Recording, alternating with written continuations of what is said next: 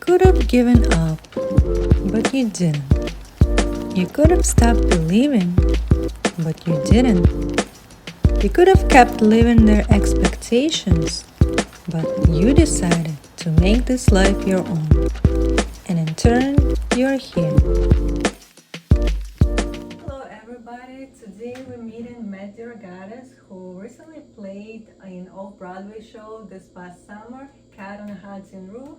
The play was very successful and I want you to tell us about it. Yeah, so Cat on a Hot Tin Roof is a very famous play that was written by Tennessee Williams for all the viewers at home. We're in my apartment right now, so you can see some paraphernalia. This is an original 1966, 61 or 66 Australian poster when they re-released the movie in Australia. Mm-hmm. And this is our New York Times review from our production from this past summer. Oh. So we did it in New York City. It was a very successful play. It's about greed and sexuality and a dysfunctional family. It's actually one of the most famous plays ever written. Mm-hmm. And we were the first group in the history of America to do it off-Broadway. It's only been done on Broadway 6 times previously over the last 70 years. So it's it's rarely done. And they gave us the permission to do it off-Broadway in July and August, and it was such a successful run that they have now given us an unprecedented re-engagement license. So we're doing it again in February and March 2023 in New York City at Theater at St. Clements. Oh, that sounds very interesting. I would love to see a show, this new production that you're gonna do in February. Well, you'll have to buy a ticket. Yeah, of course. No comps. Yeah, but I've heard that to prepare for your role as Brick back in summer, you had to take some steps in advance to make yourself physically fit for that role. If you can just share with us what was your strategy to prepare to that role? Yeah, so it was a very physical role. Brick is the type of character who doesn't say a lot, but he's got a lot of internal strife and a lot of internal conflict. His friend just committed suicide. There's whispers that Brick and his best friend Skipper may have had a homosexual relationship. Brick denies it. It's pretty apparent that Skipper is gay. The play is traditionally set in the 1950s. We modernized it. We brought it into 2022. The good thing about playing Brick is it's a very ambiguous character, so you don't really know if Brick is or isn't gay and what kind of relationship he had with Skipper. It's really up to the actor.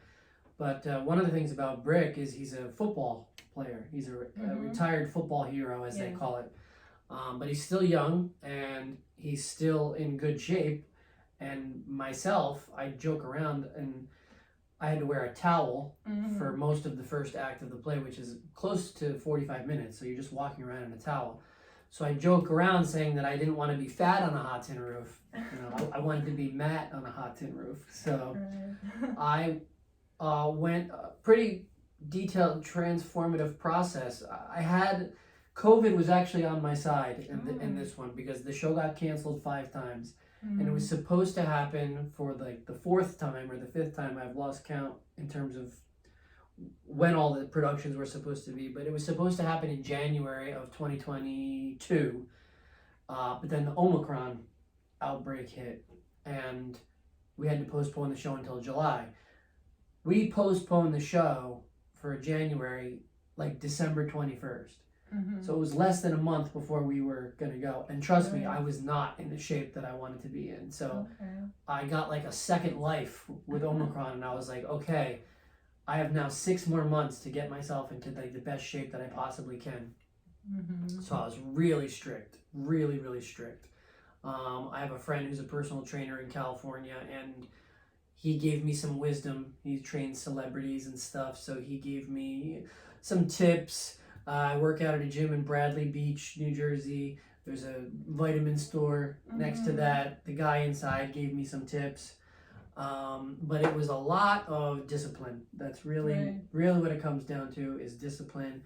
And from January till July 15th, which was when the first show was, I would say I probably had 6 cheat meals. which meant I probably had 174 really healthy meals, you know? Right. And that involved eating a lot of the same stuff: oatmeal, egg whites, nuts, raisins. I have a juicer off camera over there. Did a lot of juicing to kill cravings. Bananas, made a lot of protein shakes, a lot of fiber, drank a lot of tea that flushes my system every night, put a lot of psyllium husk in oatmeal. Psyllium husk, for those at home that don't know what psyllium husk is, you're a pharmacist. Why don't you tell them what psyllium husk is? Yes, psyllium husks help you to lose weight in a more healthier way. It's being a fiber, so it's just additional fiber to a diet. Yeah. But I see you put a lot of steps into preparing yourself as a lot of broccoli, diet. broccolini, a lot of chicken, beef. Fat can be your friend. A lot of people think that if you eat fat that you're going to get fat. It's more refined sugars, carbs, like those are the types of things that are going to make you fat. I mean, I was eating blocks of mozzarella cheese and steaks, and it didn't make me fat or anything like that. I did a juice cleanse as I got closer to the show to trying to get that extra pounds off the waistline. Did a lot of cardio, sometimes an hour a day of cardio, hour to hour and a half of weight training. So you're talking 2.5 hours a day, 5, 6, sometimes 7 days a week. It was like a full-time job, because then you come back from the gym and then you've got to have the right meal, and then you've got to have the right meal before bed, and you're trying to keep that metabolism going, trying to get as much sleep as possible. Not only was I in the show, but I also produced it. So I really had like 10 full-time jobs all happening at once. And certainly the most... Did you get enough energy from that diet? Yeah, I never really felt exhausted. Okay. I never really felt like worn out until the play started happening. But that's because that's when I really started exerting a lot of emotional energy and physical energy. I'm on a crutch. I fall several times. I fell over 200 times throughout the run. I still have a bone bruise that's not totally healed. I put a lot of pressure on the crutch. My wrist is still jacked up from it. So yeah, a lot. It was a very physical role, and I knew that in order to, look the part, and also you want to look good on the stage, a lot of work had to go into it. So, like I said, Omicron was my friend. It gave me 6 extra months. Yeah. I don't think that the show, honestly, I really don't think the show would have been as well received if we did it in January, for a lot of reasons. And one of those reasons is I wouldn't have looked as appealing. Yes. So you needed that time. You needed that time to really lock it down and get into shape. And I'm not somebody that's ever in bad shape, but I'm also not somebody who's ever like in really great shape. So that was like the first time in my life that I got in great shape. But it took you a few months, 5-6 months, right? Yeah. So I went from 198 pounds to 170. Okay. 28 you pounds. lost 28 pounds in a period of 5-6 months. Right. Yeah, so it's kind of a gradual way of doing it, and it's more sustainable. And in your case, it also gave you like confidence and energy and... Well, there was an anxiety too, also, because it was like, I gotta have my shirt off. All these people are gonna be looking at me. I have to not look like a slob, Right, Of course. But then you deprive yourself of all like the foods that you like to eat, like pasta, pizza, burgers, cake, ice cream. So when the show ended, I went on a bender that I'm still kind of on for the last 2 months. And now it's kind of daunting, because with the show coming back in February, I've got to do this all over again. Right, so you're gonna repeat the same steps that you took before, and you know how long it's gonna take you. So as you just said, I have a better starting point this time. Okay. Because I'm at 198 now, So I've probably put 10 pounds back on since the show ended. Because I mean, we were talking off camera. Yeah. It's not a sustainable way of living. Right. So I probably have gone back from 170 to 180, 182, maybe I am now. So in 4 months, I have to lose 12 pounds, rather, as opposed to in 6 months needing to lose 28 pounds. So I'm at a better starting point, as long as I don't continue to eat Sunday gravy and carrot cake. Right. All right. So as we just seen, like how many preparation is needed to get to that goal that you set for yourself. In your case, it would be being ready for the physical, appearance of that certain type of person who you're playing. So for those who are wondering like how to kind of get to that perfect shape that they wanted, and to have that kind of energy. So what would you recommend to people to really like start changing in terms of their habits, daily routine? Well, I mean, it takes a lot of discipline, and it takes, I think, having a specific goal. Because if you just kind of wake up and say, you know what, I feel like getting into good shape, you can always kind of make excuses like, well, I said I was going to get into good shape, but I didn't put a timeline on it. I can have this pizza today, or, like I'm just slowly, gradually eating healthy. And I think when you kind of have that mindset without a specific end goal in mind, and maybe even a time for that end goal, you're maybe more susceptible to lose track. I mean, I'm getting my master's in psychology right now, but I'm 42 years old. Yeah. So I started college when I was 18. So without that end goal of I'm telling myself I'm going to get it by the time I'm 30, you can veer off, and then you're 42 and you're like, well, shit, it's time for me to get this thing. So it's like, same thing with the diet. It's like, well, if you don't have an end goal in mind, then I think you're going to allow yourself to just not be as disciplined with it, because I guess you really need like and there's got to be a stakes involved, So for me, the stakes where I know that on this date I have to perform for 5 weeks with my shirt off in front of hundreds of people every night, the New York Times, all these esteemed critics, in the very first off-Broadway production of Cat in the Hot Tin Roof, and I'm the lead. So all eyes are going to be on me. So it's terrifying, but I use that terror to motivate me. If I just was sitting around with my friends at a bar and said, hey, you know what? By July 15th, I'm going to get myself in the best shape of my life, I wouldn't have been able to do it. How many people join the gym in January, right? Because they've got their New Year's resolutions. And by February, they're all gone. Because they don't have that real end specific goal in sight. So I think you really need to have that specific goal of what you're working towards. And I also think you have to stick to it. You have to understand sometimes you're going to have bad days. Everybody's human. Like, you're not going to be able to be a complete robot. And it's also not going to happen right away. Of course. It was frustrating for me because I went from 198 to like 190 to 180 pretty quick. But getting from 180, it took me a shorter amount of time to go from 198 to 180 than it did from 180 to 170. And I was like, I can't lose any more weight. So then I started getting frustrated, and I was like, I guess I'm just going to be 180. And I just stuck with it. And then all of a sudden, like, those 10 pounds came off like so quickly. But it's almost like I hit a wall. And you have to, in my case, some kind of resistance on the way. And in my case, it was a diet. So I was like mixing and matching. So it was like I went from like, it's like, people that are 500 pounds, right? They can lose weight very quickly without necessarily eating very healthy. They just have to stop eating the volume of food that's going to get them to 500 pounds.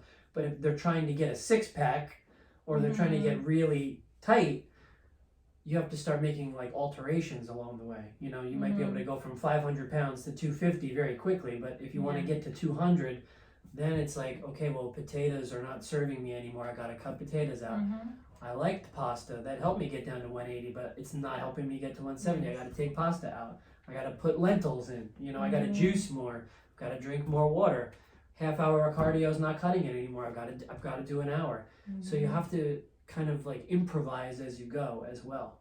Yeah, and also like be ready to make some changes in what you're doing right now, understanding that in order to get to that goal, I can repeat the same thing and not get results. So it has to be something changed, and being open to make that changes and moving forward without stopping and giving up. Right. But when you hit that wall and you know how to overcome the resistance, you continue working towards.